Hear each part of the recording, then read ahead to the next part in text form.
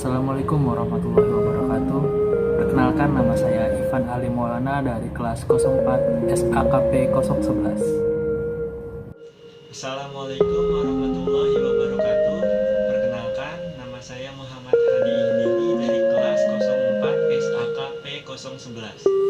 Baik, di sini saya dan teman saya Muhammad Hadi Hidini yang sekarang tidak bisa bertemu secara langsung karena ada protokol kesehatan, akan menjelaskan tentang pertemuan kelima dari matkul akuntansi manajemen, yaitu anggaran berdasarkan fungsi dan aktivitas standar unit. Langsung saja akan saya bacakan untuk isi dari pertemuan 5 ini. Anggaran berdasarkan fungsi dan aktivitas standar unit. Tujuan pembelajaran dari pertemuan 5 ini, tujuan pembelajarannya adalah: 1. Mahasiswa mengetahui tentang anggaran. Yang kedua, mahasiswa mengetahui tentang anggaran induk. Yang ketiga, mahasiswa mengetahui cara menggunakan anggaran untuk evaluasi kerja.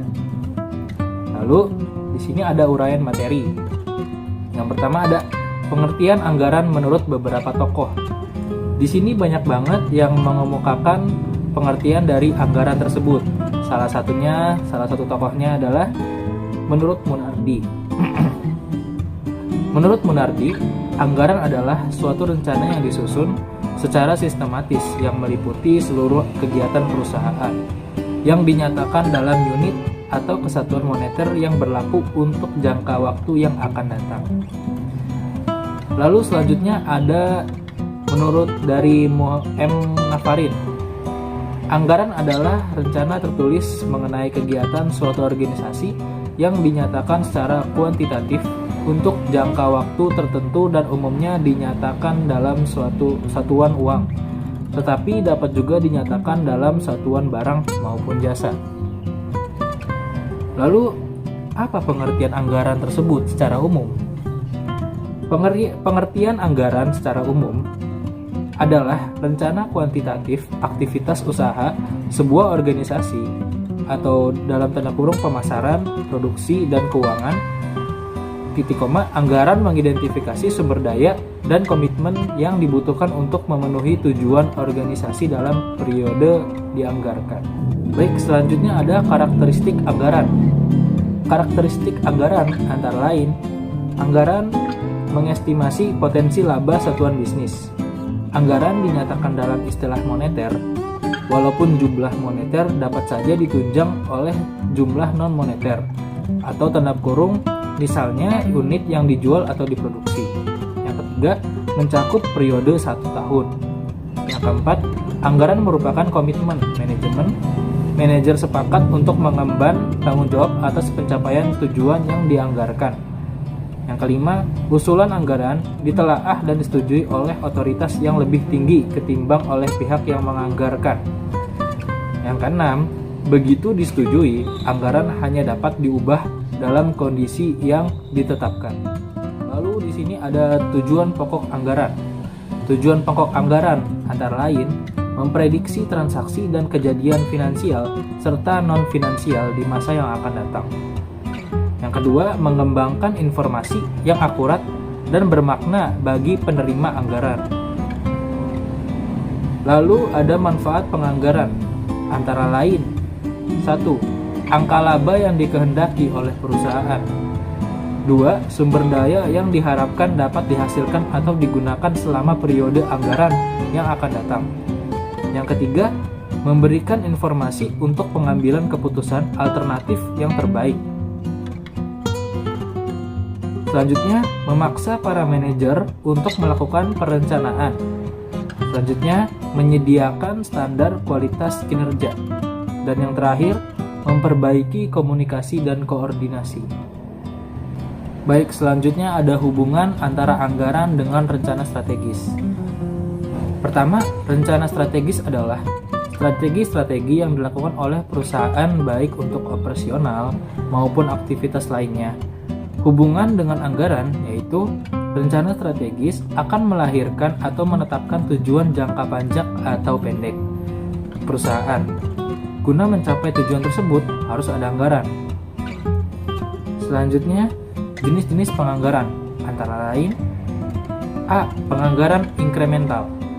metode anggaran yang hanya mempertimbangkan perubahan sumber daya dari anggaran tahun sebelumnya.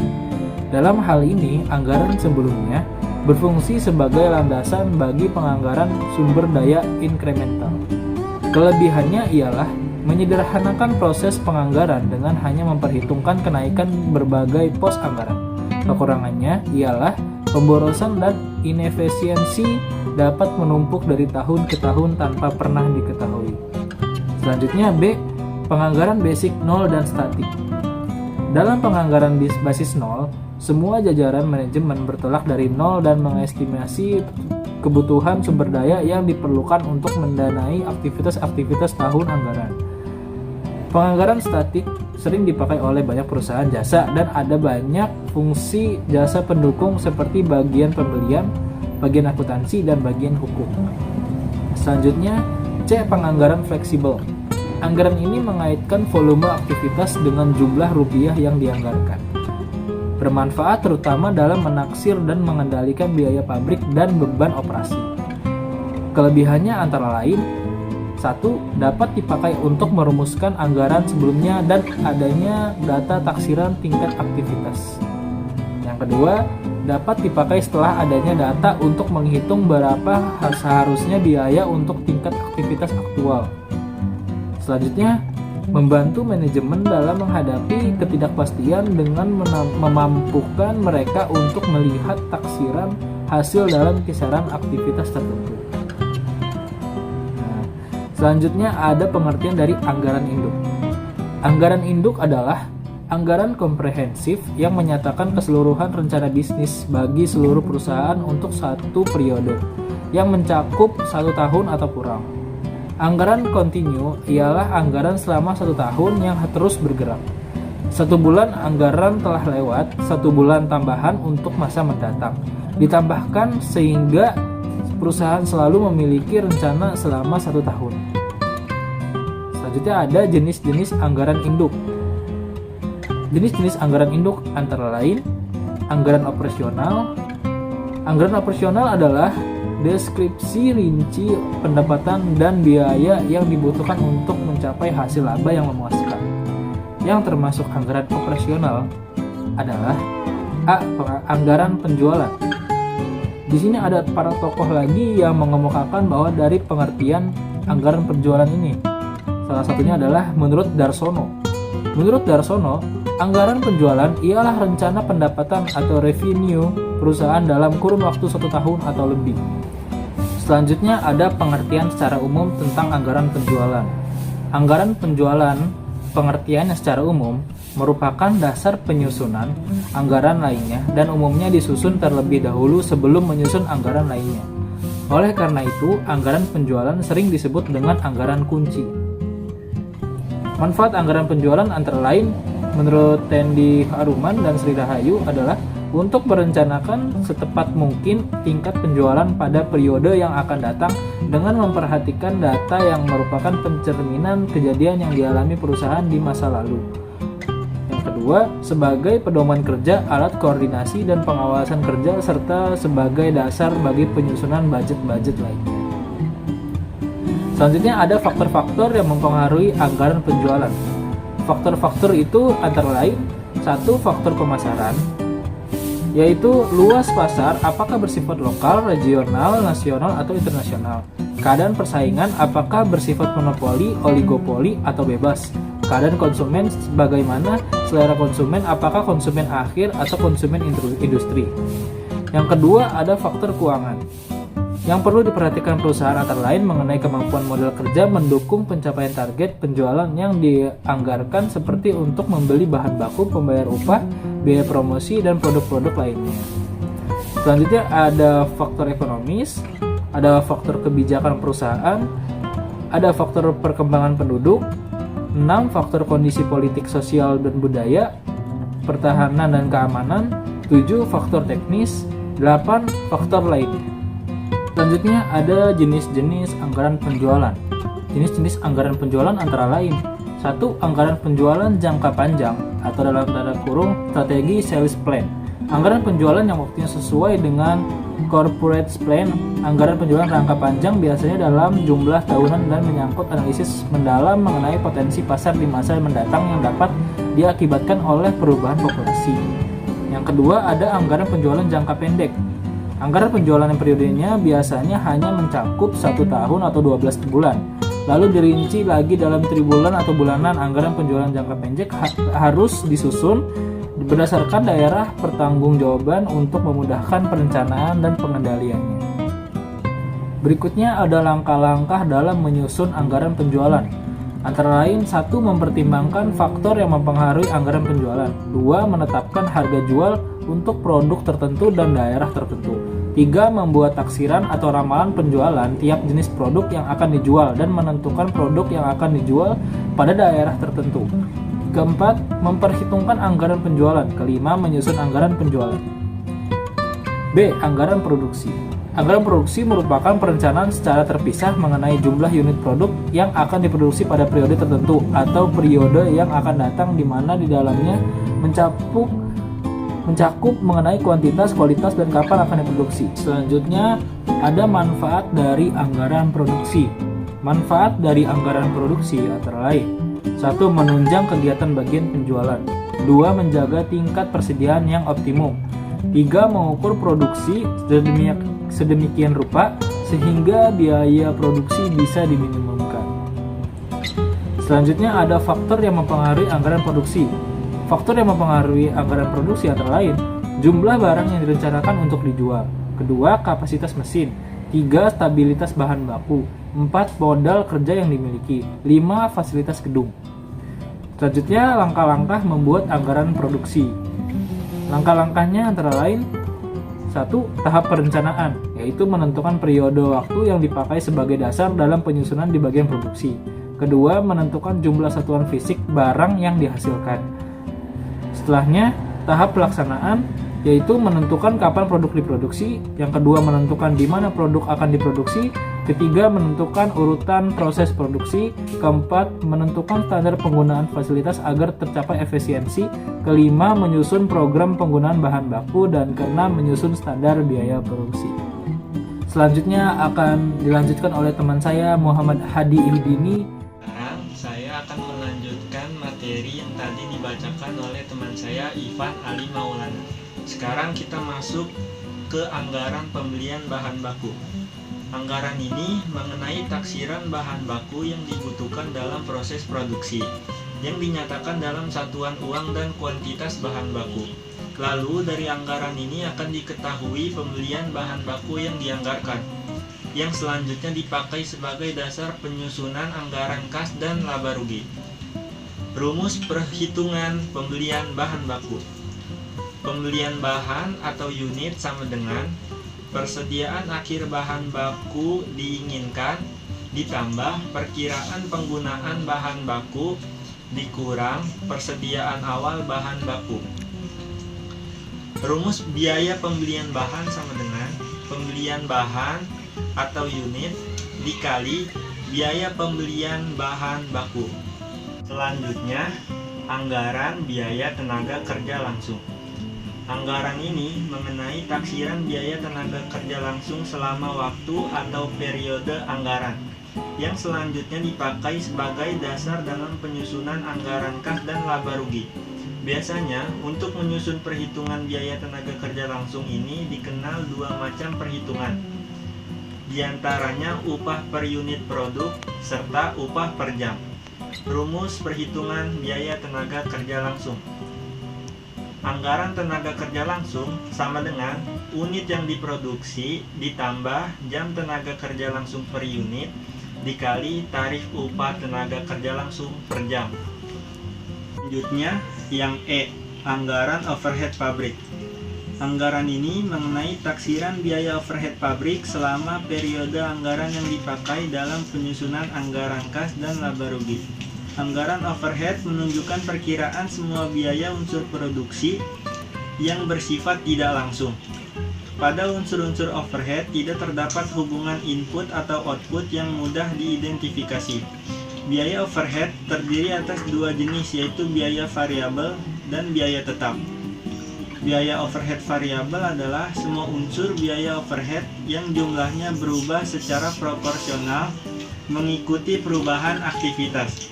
Contohnya adalah perlengkapan dan tenaga kerja langsung. Sedangkan biaya overhead tetap adalah semua unsur biaya overhead yang jumlahnya tetap meskipun terdapat perubahan aktivitas.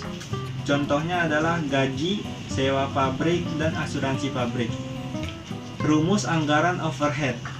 Anggaran overhead sama dengan overhead tetap total ditambah jumlah jam kerja langsung dianggarkan dikali tarif overhead per jam kerja langsung. Selanjutnya yang F, anggaran persediaan akhir barang jadi. Anggaran ini mengenai persediaan perusahaan dalam satu periode waktu tertentu. Anggaran persediaan yaitu merupakan anggaran yang merencanakan secara terperinci dan jelas berapa nilai persediaan periode yang akan datang, sedangkan pada perusahaan manufaktur persediaan yang ada terdiri dari 3 jenis, yaitu persediaan material, persediaan barang setengah jadi, dan juga persediaan barang jadi. Rumus perhitungan anggaran persediaan akhir barang jadi. Anggaran persediaan sama dengan unit persediaan dikali biaya per unit akhir barang jadi. Selanjutnya yang G, anggaran harga pokok penjualan.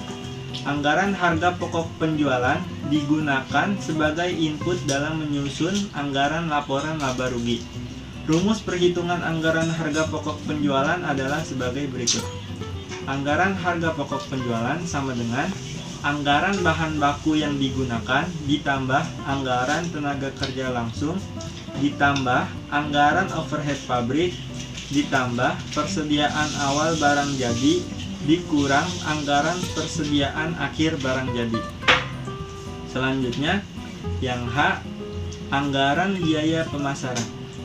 Anggaran biaya pemasaran menunjukkan pengeluaran yang direncanakan untuk aktivitas penjualan dan distribusi. Seperti overhead, biaya pemasaran dapat dipecah ke dalam komponen tetap dan variabel. Unsur biaya pemasaran seperti komposisi penjualan, biaya transportasi, dan perlengkapan akan berubah jumlahnya mengikuti aktivitas penjualan. Berikut adalah rumus anggaran biaya pemasaran. Anggaran biaya pemasaran sama dengan anggaran biaya pemasaran tetap total ditambah tarif biaya pemasaran variabel per unit dikali unit yang dijual. Selanjutnya yang I, anggaran biaya riset dan pengembang. Anggaran ini bertanggung jawab terhadap pengembangan produk dan proses baru. Pengeluaran bagian tersebut untuk tahun yang akan datang diestimasi dan disajikan dalam anggaran biaya riset dan pengembang. Selanjutnya yang J, ada anggaran biaya administrasi. Anggaran biaya administrasi mencakup taksiran pengeluaran total oleh perusahaan, sama seperti anggaran biaya riset dan pengembang, serta biaya anggaran biaya pemasaran. Terkait dengan penjualan, sebagian besar biaya administrasi bersifat tetap. Biaya tersebut meliputi gaji staf, depresiasi gedung, dan peralatan kantor pusat. Selanjutnya yang K, ada anggaran laporan laba rugi. Laba operasi berbeda dengan laba bersih perusahaan. Untuk menghasilkan laba bersih, biaya bunga dan pajak harus dikurangkan dari laba operasi. Biaya bunga yang dikurangkan diambil dari anggaran kas. Pajak yang harus dibayar tergantung pada peraturan yang berlaku. Selanjutnya, cara anggaran untuk evaluasi kerja. A, penyusunan anggaran keuangan. Anggaran lain yang termasuk dalam anggaran induk adalah anggaran keuangan. Anggaran keuangan yang biasa dibuat oleh perusahaan adalah anggaran kas, anggaran neraca, anggaran laporan arus kas, dan anggaran pengeluaran modal. Anggaran kas. Anggaran kas adalah rencana terperinci yang menunjukkan perkiraan sumber dan penggunaan kas. 5 bagian utama anggaran kas. 1. Jumlah kas yang tersedia terdiri dari 2 bagian, yaitu saldo kas awal dan perkiraan penerimaan kas. 2. Pengeluaran kas. merupakan daftar semua pengeluaran secara kas yang telah direncanakan untuk dikeluarkan pada periode yang bersangkutan. 3. Kelebihan dan kekurangan kas merupakan perbandingan antara jumlah kas yang tersedia dan jumlah kas yang dibutuhkan. 4. Pendanaan. Jika terjadi kekurangan kas, bagian pendanaan akan menunjukkan jumlah yang perlu dipinjam. Sebaiknya, jika terjadi kelebihan kas, maka bagian pendanaan akan menunjukkan rencana pembayaran utang, termasuk bunganya. Yang kelima, saldo kas adalah saldo kas akhir yang direncanakan untuk mendapatkan kelebihan atau kekurangan kas. Kebutuhan kas harus dikurangi pengeluaran kas dan saldo kas minimum.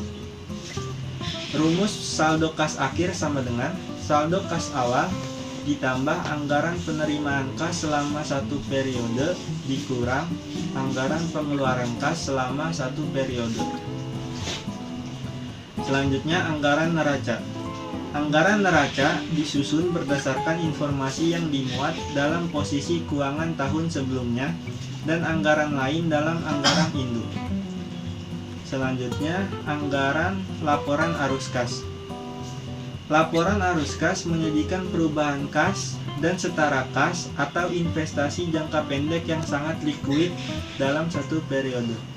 Penerimaan dan pengeluaran kas dalam laporan arus kas dikelompokkan ke dalam 1.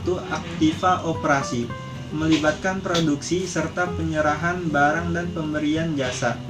Arus kas dari aktivitas operasi merupakan pengaruh kas dan transaksi dan kejadian lain yang dimasukkan dalam perhitungan laba bersih. 2. Aktivitas investasi, meliputi pemberian pinjaman dan penerimaan pelunasan, perolehan dan pelepasan instrumen utang atau ekuitas, serta perolehan dan pelepasan aset tetap dan aset produktif lainnya yang dimiliki atau digunakan untuk menghasilkan barang atau jasa oleh perusahaan. Sekian penjelasan dari saya. Apabila ada kesalahan, mohon dimaafkan. Terima kasih.